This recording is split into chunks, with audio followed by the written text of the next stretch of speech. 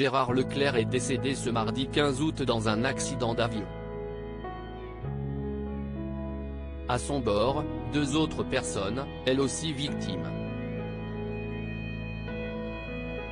Ce mardi 15 août 2023, le journaliste Gérard Leclerc est décédé à 71 ans. À bord d'un avion de tourisme qu'il pilotait, le demi-frère de Julien Clerc s'est écrasé. À son bord, 2 de ses amis, dont Michèle Monory, la fille de l'ancien président du Sénat René Monory. Les 3 étaient attendus à La Baule par l'un de leurs proches, mais il s'est accidenté dans le secteur de la Vaux-sur-Loire. J'ai vu Gérard Leclerc, ce matin vers 10 h. Il m'a dit qu'il attendait une météo favorable. Il avait fait sa consultation de météo avant de partir. Il est parti peu après. Il volait très régulièrement depuis des années. Il était allé plusieurs fois à La Baule. Je suis président depuis 15 ans et il était déjà avant moi licencié de l'Aéroclub. Nous avons 3 avions et un ULM. Gérard était compétent. Rapporte Michel Richet, le président de l'Aéroclub de Loudun. Mais tout va basculer lorsque la tour de contrôle perd l'avion de Gérard Leclerc de ses radars.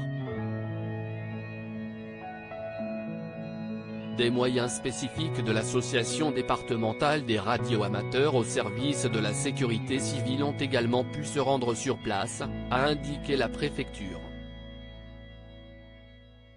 Si les enquêteurs gardent espoir, malheureusement de nombreux débris sont découverts. Ce qui a permis de déterminer et de resserrer les recherches dans un périmètre de 3 km fait de marécage profond de 3 ou 4 mètres, a expliqué la représentante du parquet. L'enquête se poursuit pour comprendre le crash de l'avion de Gérard Leclerc. Les investigations se poursuivent pour comprendre ce qui a bien pu se passer. Depuis le décès de Gérard Leclerc, les hommages se succèdent sur la toile. Pascal Praud, l'un de ses collègues de travail sur CNews, lui a rendu un vibrant hommage.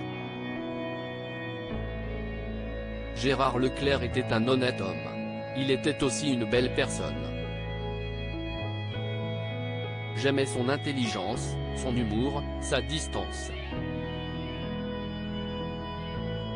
J'aimais notre complicité, j'aimais nos désaccords, j'aimais surtout qu'il soit présent sur le plateau. Gérard est indissociable à la réussite de notre programme sur CNews. Il était là le premier jour. Comme tous ceux qui l'ont connu, j'ai ce soir une peine immense. Je l'aimais beaucoup. Je pense à Julie, à ses enfants, à Julien, à sa famille. Qu'il repose en paix, écrit-il sur Twitter.